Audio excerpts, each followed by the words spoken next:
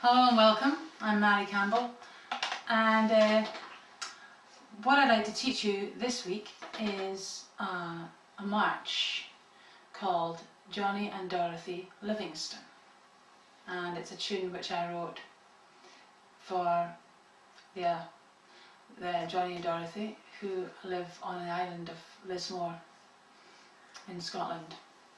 And there's a nice story by which when I got married we had a dance in the evening, and my parents were quite late to the dance and somehow things got kind of held up that way.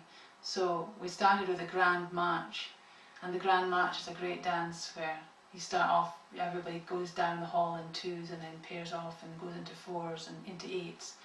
And we didn't have anybody, the wedding party was incomplete. So Johnny and Dorothy, who I've known all my life, they stepped in and gave me some advice on the grand march, and it was a nice moment. So we wrote this tune. I wrote this tune called Johnny and Dorothy Livingstone. Goes like this.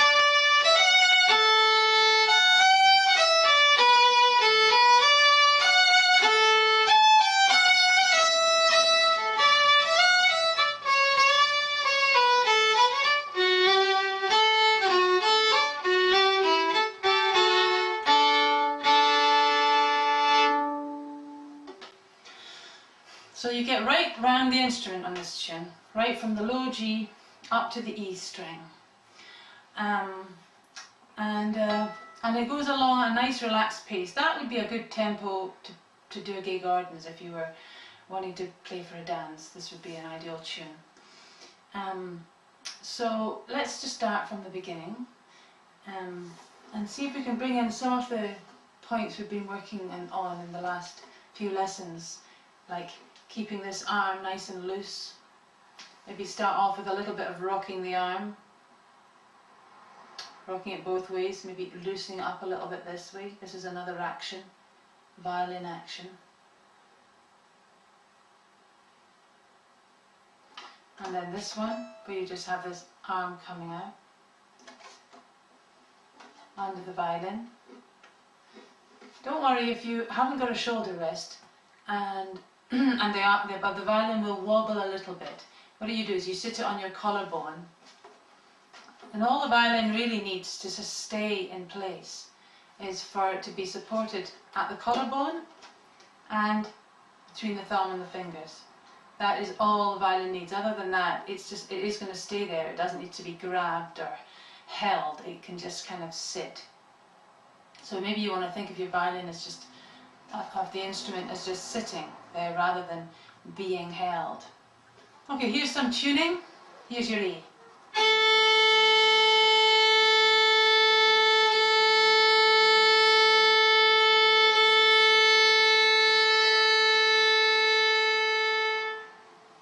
And A and D.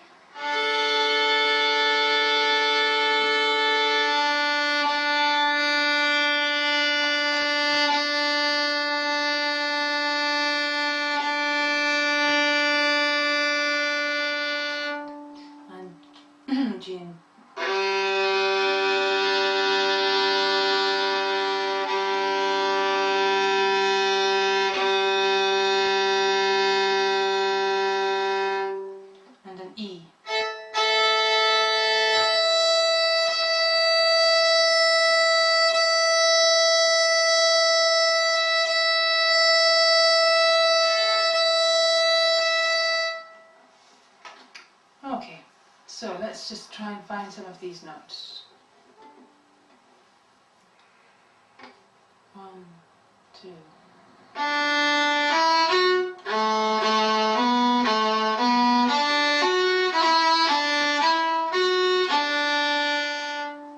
do it again. 1, 2.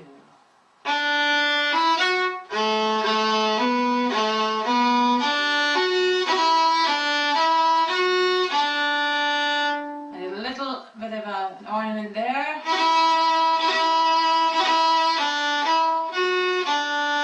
On the first finger, up to the third and back again. One more time, the whole phrase. 1, 2.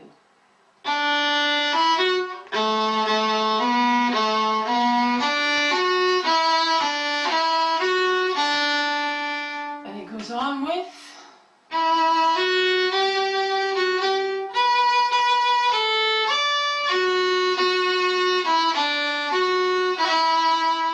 again.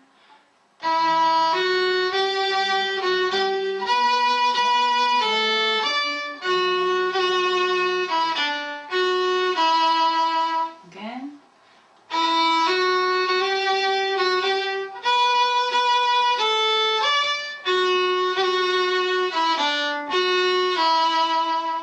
There are 2 double notes there, the B and then the F sharp, 2 of those notes. Again, and then it finishes off. So from the beginning of the whole tune we go 1, 2.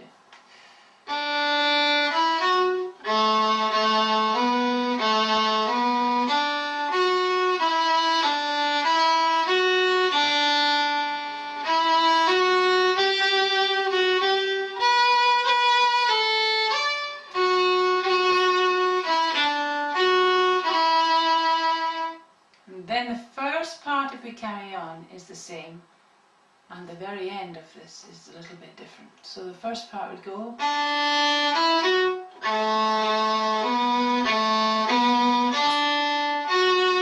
changes, carry on up.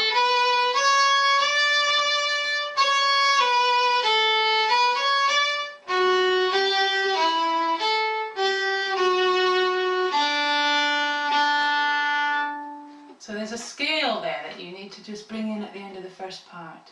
Just goes down, keep going up, 3, open, 1, 2, 3, 2, 1, open, 1, 2, 3, 2, 3, 1,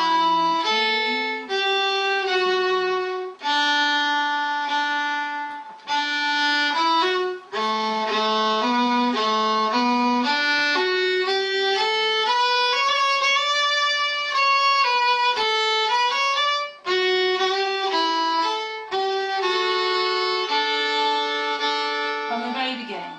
1, 2.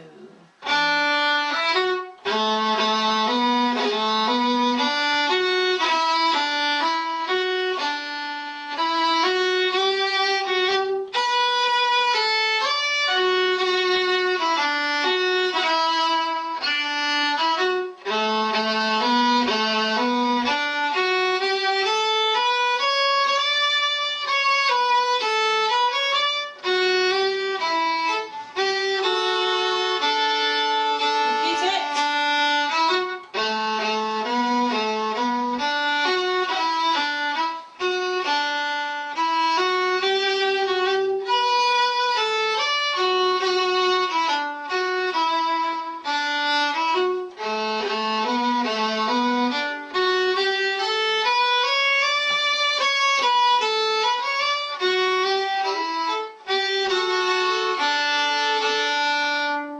The ending goes.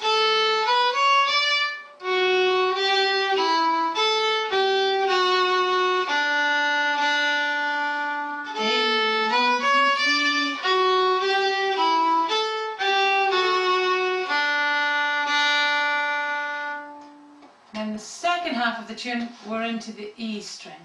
The E string. It goes like this.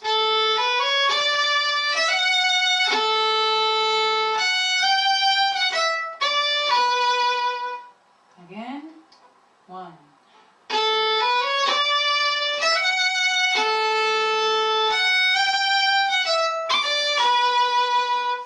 1.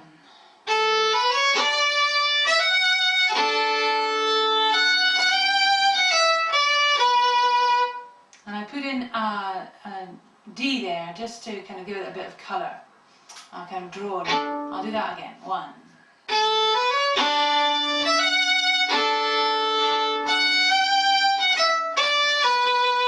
I'll carry on with this.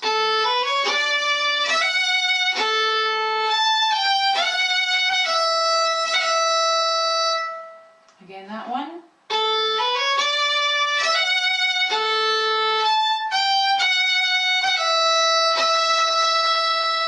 So quite similar, these two phrases.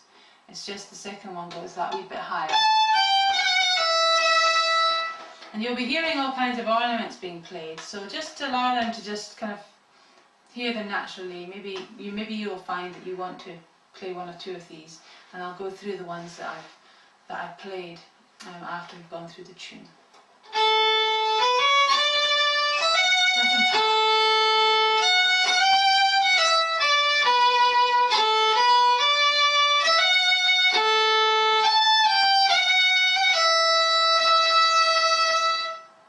Second half. The second half.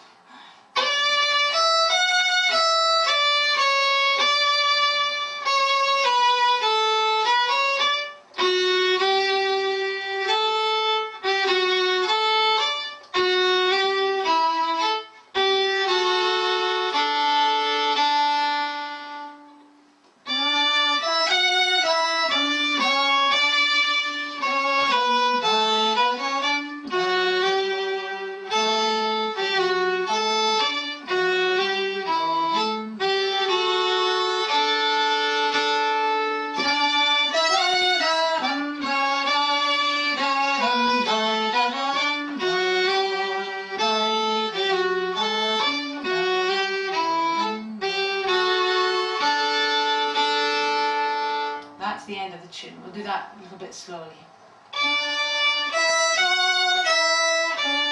2, 3, 2, 1, A. 1, 2, 3, 2, 3, A, 2, 3, A, 3, 2, 3, 1, A.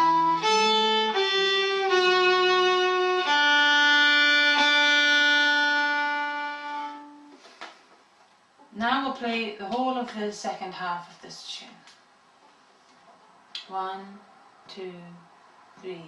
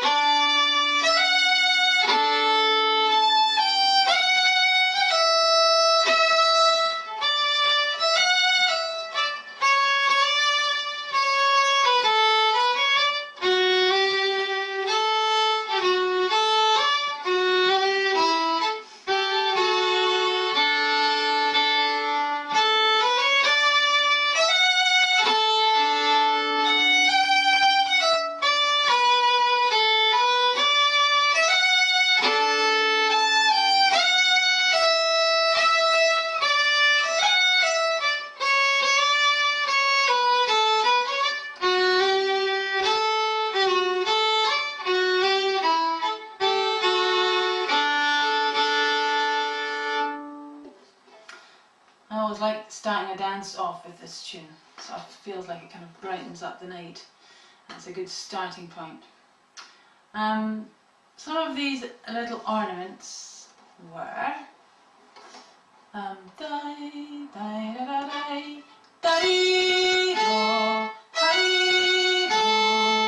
coming onto the note from one below.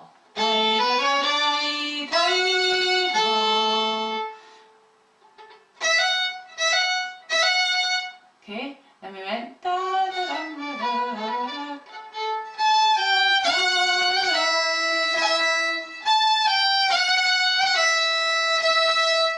little sort of a roll.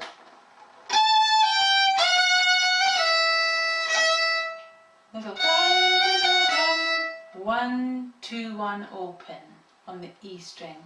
1, 2, 1 open.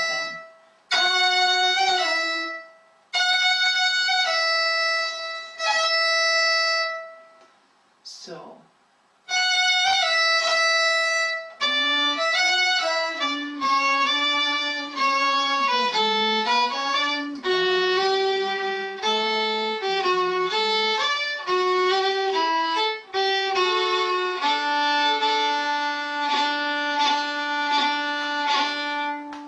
This is a nice one, I like this. It's from the open strings, you play the third finger and just place them quite quickly.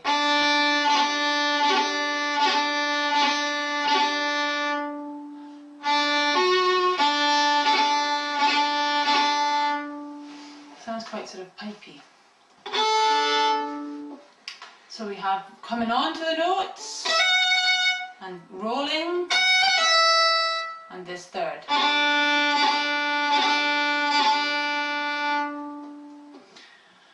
Let's try going through the tune right from the beginning a few times, or maybe play it twice or 3 times. 1, 2, 3.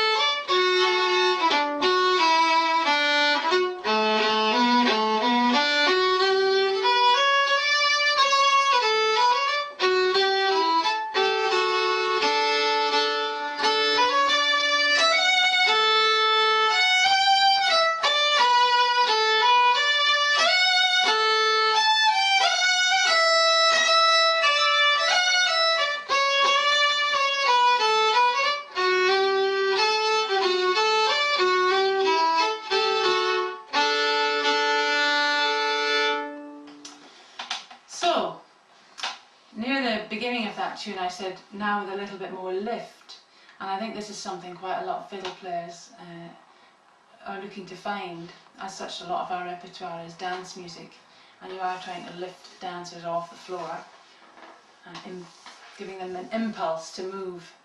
So it's kind of quite a tricky thing to explain. I think what you need is quite a strong sense of the beat.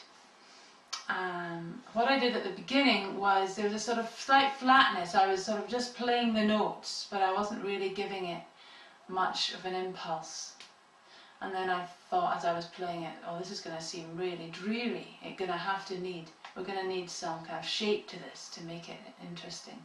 And so what I did, from going from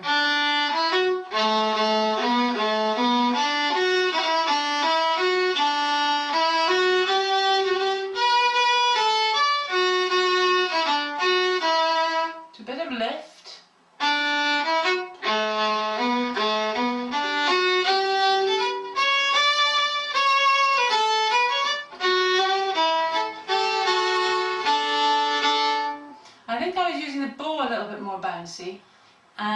feeling, just bouncing off these beats that I'm feeling inside. 1, 2, and 1, and 2, and 1.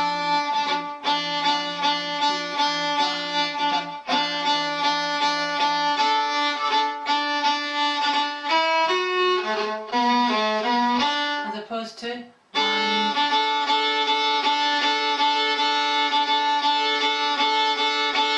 Everything's a bit fat and flat. So you're just maybe going to get our bows a little bit more bouncy.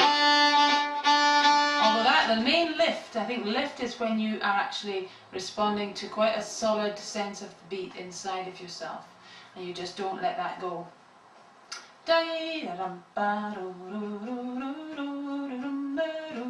And you only really move notes the very last minute that you have to. You only shift note just before you have to, and that tends to hold it and give the listener a sense of an idea of, I don't know, it's like they know they feel like they're a little bit more in charge or something. It's kind of funny.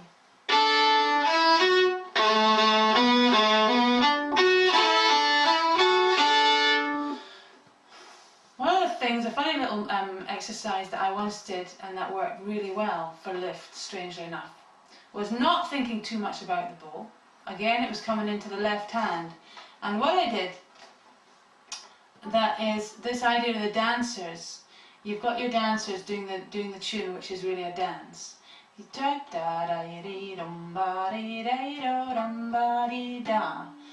And you make this mental connection between your foot, which is maybe able to tap out a regular beat. If it can do that, then that's great. And your fingers of your left hand. And you just feel like there's this sort of invisible thread between your foot or your feet that are tapping and your left hand fingers.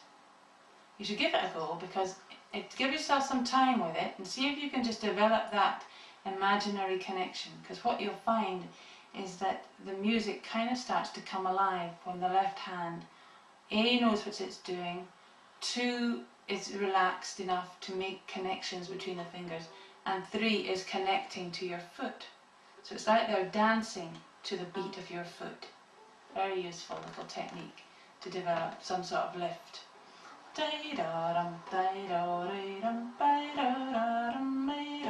And it stops you from just moving fast through the notes, so I know that note, then to the next note. No, it gives it some sort of shape. So it's really worth investing some time into this slightly quirky idea, but it does work.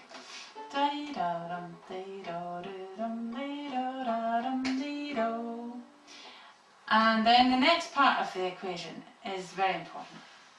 Once you've got your fingers and your feet in some sort of relationship with each other, then you need to bring the bow in.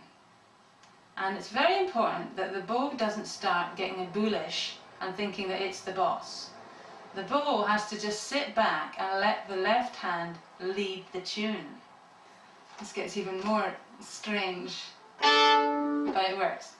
So what you have to do is make sure that the bow doesn't start going. I'll give you an example of what I'm talking about. Here is a bullish bow.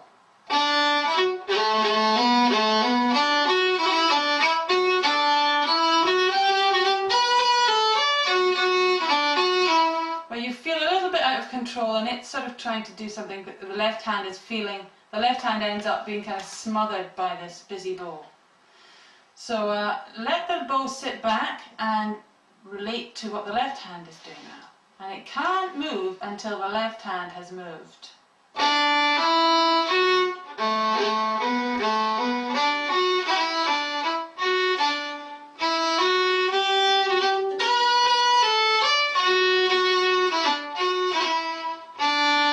And it just floats, but the left hand is the boss.